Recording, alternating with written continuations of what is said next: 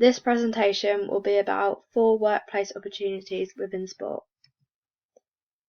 There are 3 main providers within sport. Public providers, which are paid by the government or the National Lottery. They are made available to everyone to help mass participation. So to do this, they are cheap to use the facilities, and it's normally a non-membership run place. They have lots of different facilities that you can use, like indoor and outdoor pitches, leisure centres with gyms and indoor courts, and swimming pools. These facilities can be used by schools for extracurricular activities and for lessons. This is then helping mass participation because the facilities try to reach as many groups as possible. An example of this would be Freedom Leisure. The next provider is private providers. So they're set up by companies in order to make a profit. They're normally members only and will be a lot more expensive in order for them to be able to make more money.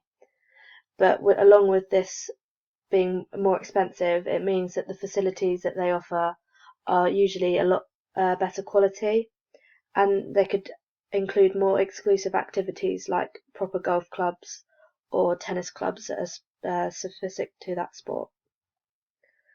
The Virgin Active Gym and Virgin Active in general are an example of a private provider.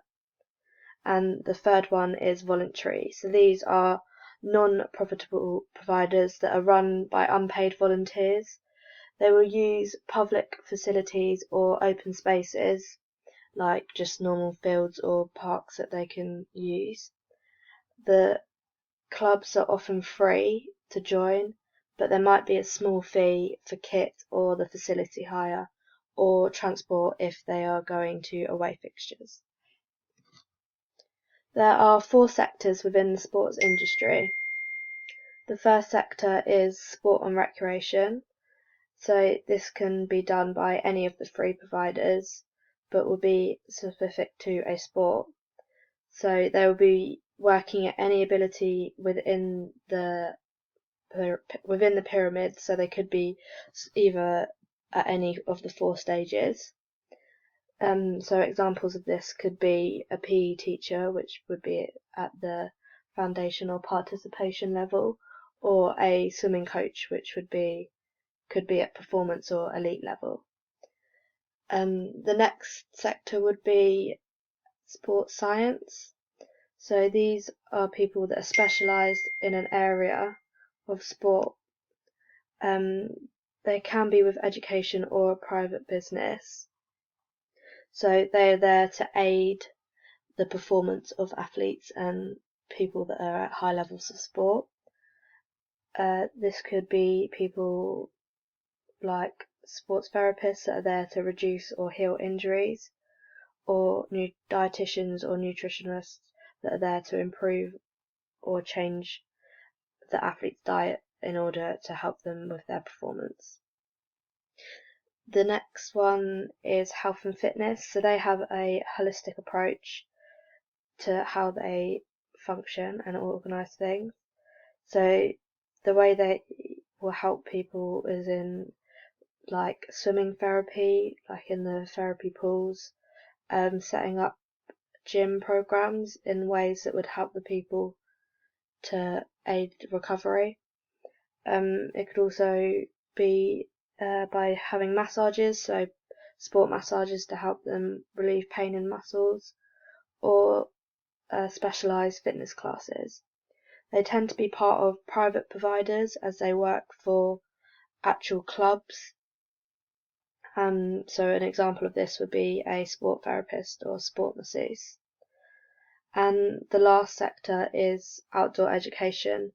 So this is run by people who have specific skills and qualifications in things like as a general outdoor education or kayaking, rock climbing, those sort of things. They will send lots of staff on training courses to make sure that they're up to date with all the activities that they need to be taking part in. So this could be people like water sports instructors or a mapper.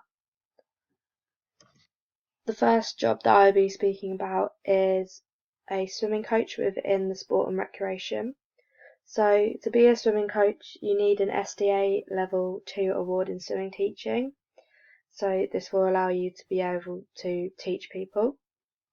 The salary is between 20 and 30,000 a year, and the hours tend to be flexible as it's available as a full-time or part-time job. So this means that you could, if you needed to be, you could just be working in evenings or weekends if you wanted it as a part-time job, or obviously every day of the week or 5 days a week if you wanted a full-time job. You are able to develop your swimming coach qualification. The SDA run courses in aquasize, courses like for disabilities or younger children, and it could also be for actual groups, so open water swimming groups, or other things like that, like water polo. So to be a coach, the skills that you will need is to be actually interested in swimming and have a relatively high level of swimming or swimming knowledge. You should also be able to have good communication skills, as you will be teaching a group or one-on-one, so you should be able to talk to a group of people and be able to control a group of people, or not feel awkward or intimidated when you're just one-on-one with someone. You should also have the ability to inspire confidence and motivate the swimmers. So say if someone's finding something hard, you should be able to keep them going and reassure them that they will get it in the end. So therefore that also means you should have patience, as you can't just give up on a swimmer if they're unable to do something that you're asking them to. You should also have good organisational skills, as if you have a 30-minute session or an hour session, you need to make sure that everything you want to include is going to be able to take up that amount of time and not overrun as people come to these sessions, as it's a set slot. And another skill that you'll need is to be encouraging. So just to make sure that you have that personality about you that is bubbly and encouraging, and you make the swimmers want to be able to improve rather than like boring and just sort of getting them to do this and that's it. You want to be encouraging to them and make them enjoy it more. So the job that would be available to me would be a swimming coach at Brighton Swim School, which is based at St Mary's Hall by the hospital. So the way that this job suits me is that I feel I have good leadership skills. I have got my level 2 leadership qualification, and I'm currently doing my level 3. So I feel that I'm able to talk to groups of people and get them to do drills and things like that, but in a nice way rather than being bossy. I also feel like I have good communication skills, and I'd be able to talk to a group of swimmers and get them to do what I'd like them to do. I'm also very interested in swimming, so I am a regular swimmer with quite a high skill level, as I used to compete, so I feel like I'm able to have a lot of knowledge on swimming, and I have the ability to then tell others about this. And I'm also available to work, so I could do it part-time and teach courses or teach lessons in the evenings or on the weekends, as it's not too far from where I live, so it's easily accessible to me. The next job was in the sports science sector, and that would be a dietitian. To be a dietitian, you need a degree in dietetics or human nutrition and dietetics. The salary is between 22,000 to 28,000, depending whether you're working for the NHS or privately. If you are working for the NHS, it typically is between 37.5 hours a week. So if you wanted to develop your skills, you're able to join the British Dietetic Association, which would give you access to workshops and conferences to help expand your knowledge within nutrition and dietitian.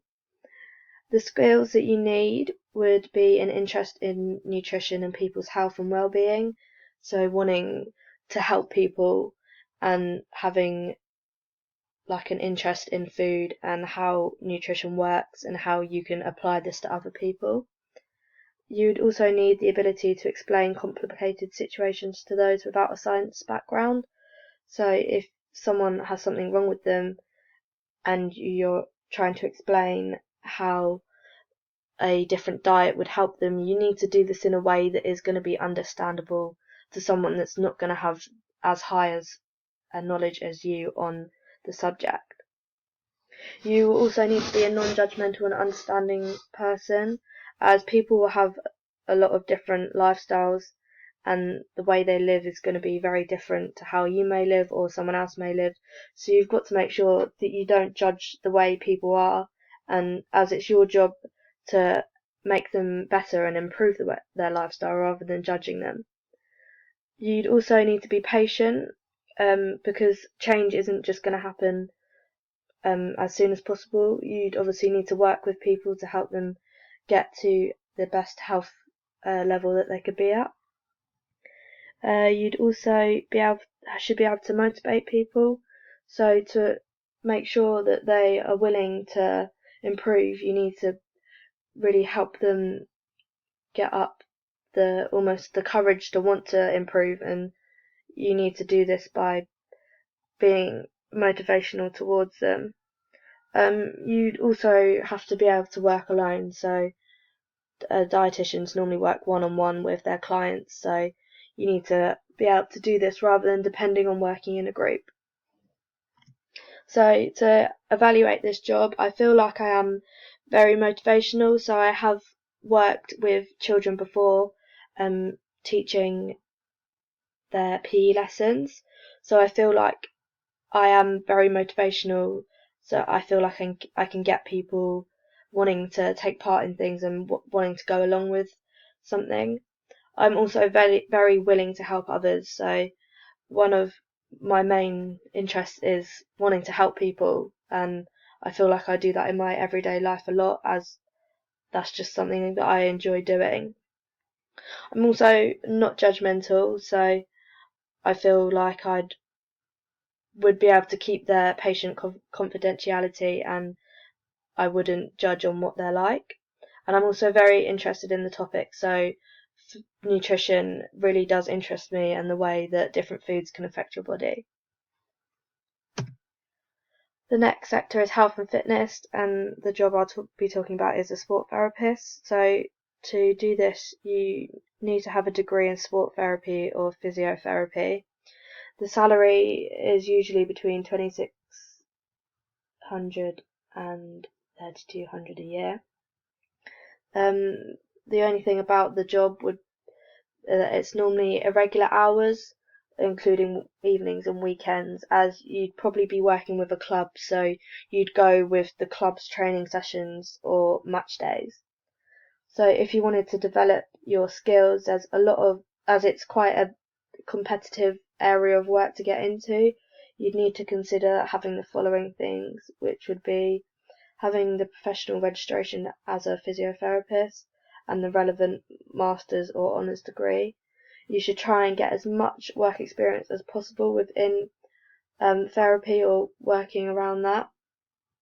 And you should have a good understanding of sport training methods, as this might be something that you need to use when helping people recover.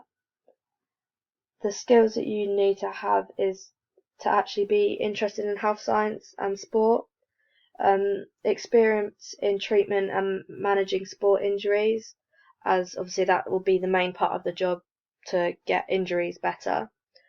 You should have a concern for health and well-being of patients, and the ability to educate and advise and motivate people. So you want to be able to get people to make them feel like they want to get back to their normal state of health rather than feeling down about being injured, as this can happen a lot with athletes. If they are out of their game because of their injury, they might not want